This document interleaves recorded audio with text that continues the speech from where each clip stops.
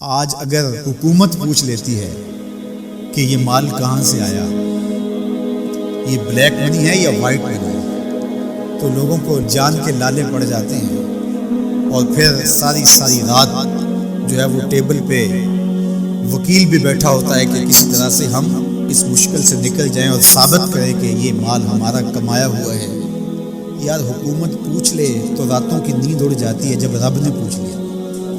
اور وہ پوچھے گا، قدم ہٹنے نہیں دے گا، وہ پوچھے گا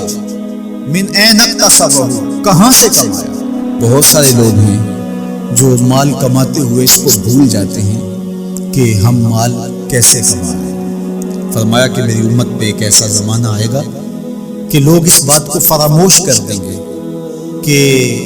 جو ان کے پاس مال آ رہا ہے وہ حلال ذریعے سے آ رہا ہے یا حرام ذریعے سے آ رہا ہے۔ مال کی محبت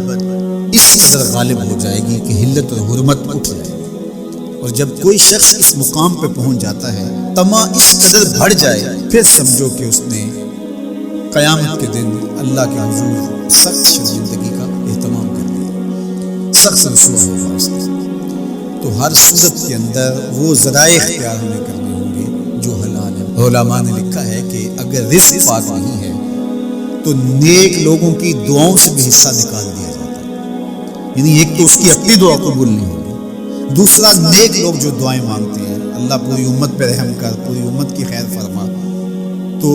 اس شخص کا حصہ نیک صالحین لوگوں کی دعاؤں سے نکال دیا جاتا ہے۔ تو قیامت کے دن اللہ اپنے حضور سے بندوں کے قدم ہٹنے نہیں دے گا جب تک یہ سوال نہیں پوچھ لے گا کہ تم نے رزق کمایا کہاں سے،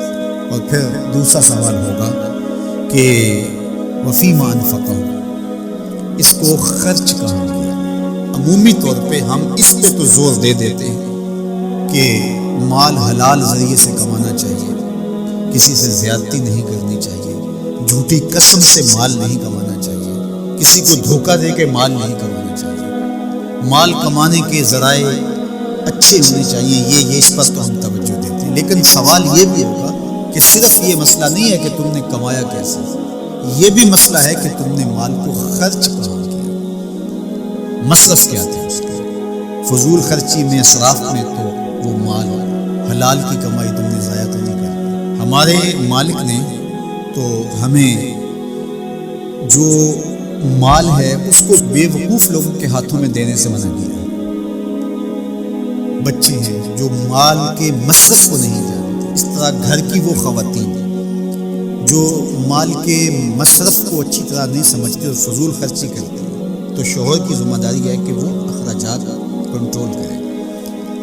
یہ اس آیت کریمہ کی شرح کے اندر علماء نے لکھا کہ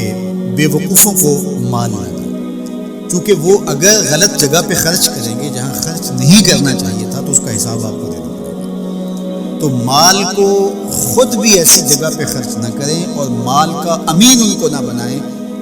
جو ایسی جگہ پہ خرچ کریں جو اس کا مصرف نہیں ہے۔ تو جو مال فضول خرچی میں اڑا دے